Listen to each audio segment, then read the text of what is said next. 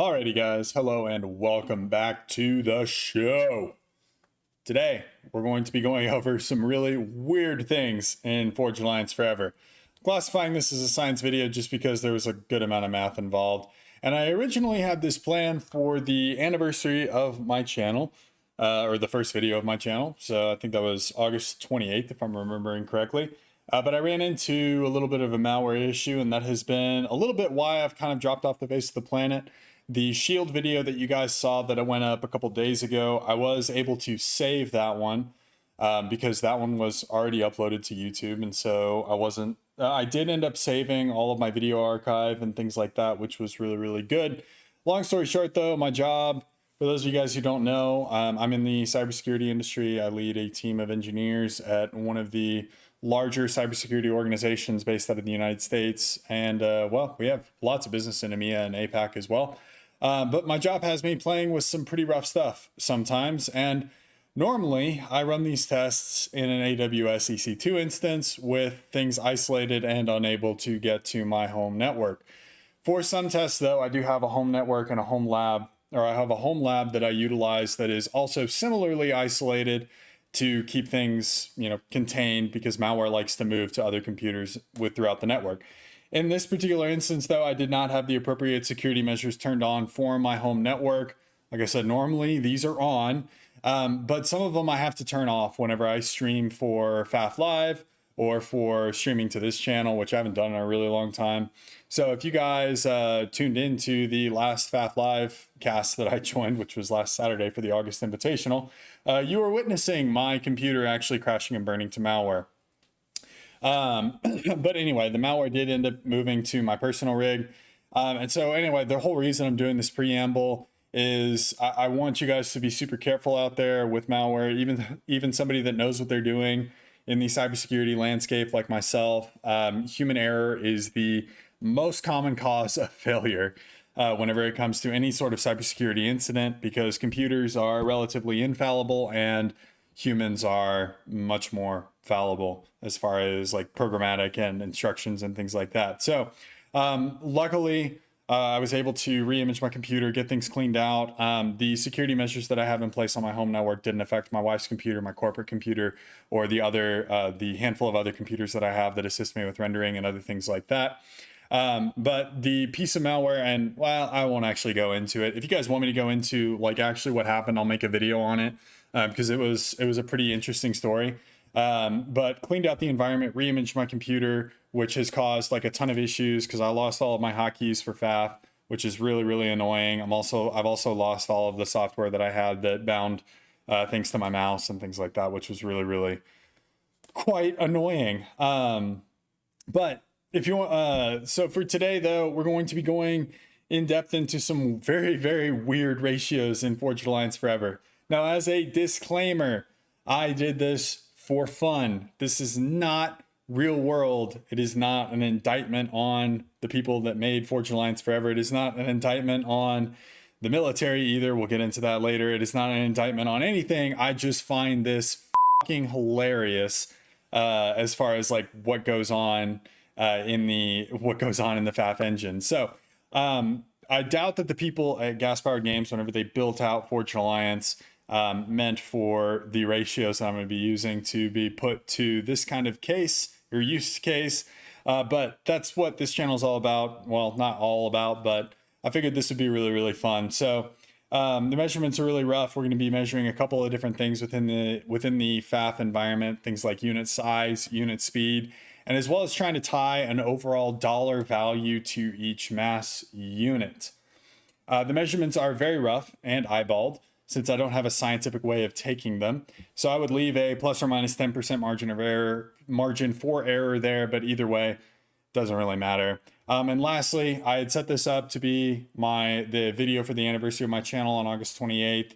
And so I wanted to take a second to thank all of you guys, you wonderful people, for making one of my dreams come true as far as like being a YouTuber for a game that I'm truly passionate about. It's meant the world to me, all of your love and all of your support. So without any further ado, let's go ahead and get into it.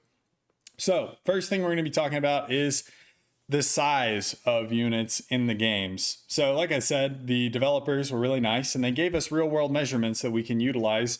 And these real world measurements come in the form of map sizes. So in any map that you load into in FAF, it'll be a 5x5, 10x10. There are a ton of like really weird ones like 80x10 or something like that. But so because of these real world measurements, we can measure roughly how many units we can fit in the map lengthwise, and then extrapolate a real world measurement for these units. So looking at the T1 power generator on a 5x5 map, you can fit roughly 127.5 T1 power generators across the map. So from that, we're using a little bit of map. We can extrapolate the size as being roughly 40 meters squared, with the model taking about 30 meters squared. That means that the power generator is about 900 square meters for a fusion power plant. Now, in this video, I'm going to be comparing this to like real world buildings. And unfortunately, I could not find real numbers for the actual size of a fusion reactor, since this is kind of bleeding edge technology right now with things like the artificial sun in China. And it's kind of like the holy grail as far as energy. But if we look at nuclear power, which is different, nuclear power is fission, not fusion. So fission with an I and not with a U. The Fukushima complex, which is one of the more famous ones over the last 10 years because of the tsunami that hit it, is about 3.5 square kilometers. The difference between a fission and a fusion reactor is, and I'm going to use simple basic terms here, but fission uses fissile material like uranium to break apart the atom and heat and to generate heat. And that makes steam and spins a turbine. If you guys didn't know, that's how pretty much every single power plant works, whether it's coal, natural gas, or nuclear. They use heat generated from those sources to make steam and spin a turbine. Fusion works a little bit differently. It's all about slamming atoms together that also release heat. The best example of this is our sun, which uses fusion to power it. And as we all know, there is a gigantic amount of energy that comes out of the sun, and that is all due to fusion reaction. So it's very, very cool that in 2007, when fusion was really more of a concept than anything else, it's funny looking back 14 years now and saying like, wow, that's actually like getting to a point where it's almost usable, with the artificial sun making so many advancements that it's actually making. So where things can get interesting though for the size, because that's not really like 30 meters across for a reactor. Like that's not out of the realm of possibility. Just looking at some of the pictures that I found from fusion reactors, that doesn't seem to be like well out of the realm of possibility. But where things get interesting is when we actually start comparing sizes. So the power plant model, roughly 30 meters long. The Striker is about as long as the T1 power generator. So while 30 meters long might be reasonable for a fusion reactor, it gets a little bit crazier whenever we're talking about a tank. So if we compare this to the M1 Abrams, which is the American kind of battle tank right now that's been sold to a couple of other countries and has been deployed in the Gulf War in Afghanistan, Operation Iraqi Freedom, etc. This tank measures about 10 meters long. So the Striker is about 3 times as long as the main battle tank, or kind of the staple battle tank for the American military. And I find these sizes freaking hilarious. But things will get a little bit crazier whenever we get to the speed measurements. So similarly to the size comparison, there are some really weird things that happen with the speed in Forged Alliance Forever. And similarly to the way that we were able to extrapolate the sizes, we can also grab the relative speed, plus or minus 10%, like I said, of the units within the map. And the way that I do this is I take a 40 by 40 map. I did it on a flat map so that there's no terrain or anything like that. And we take a measurement for how long a unit takes to cross the map diagonally or in the hypotenuse of the triangle. So for those of you guys that remember back to basic geometry, a squared plus b squared equals c squared. So if we take 40 kilometers, square it by 40 kilometers and square it again, that'll give us the length of the diagonal route. And that is roughly 56.7 kilometers, if I remember correctly.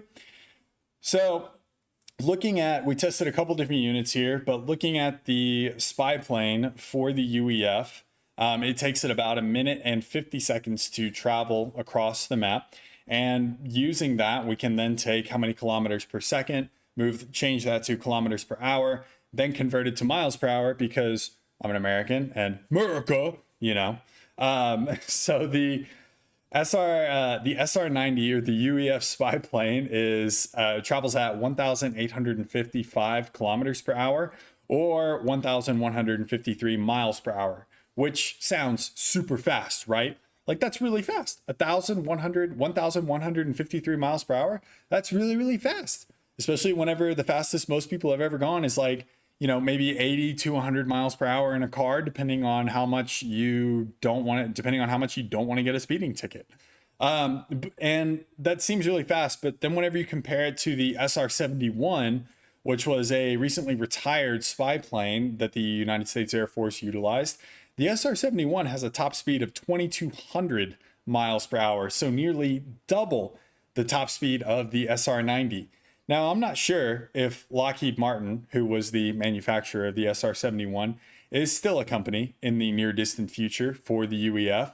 But let me tell you, they pulled the swindle of a lifetime by retiring the SR-71 and then selling the UEF, the SR-90, even though it only goes like half of the speed, roughly, a little over half of the speed of the SR-71. Let me tell you, these defense contractors, they haven't figured out in the future. I'm not sure what they're doing or what the UEF is smoking, but they probably could have found a little bit more competitive of a deal there.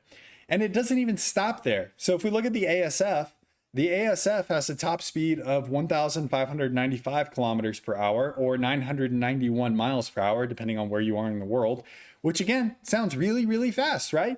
But that's only until you compare it to the F-22 Raptor with a top speed of 1,500 miles per hour.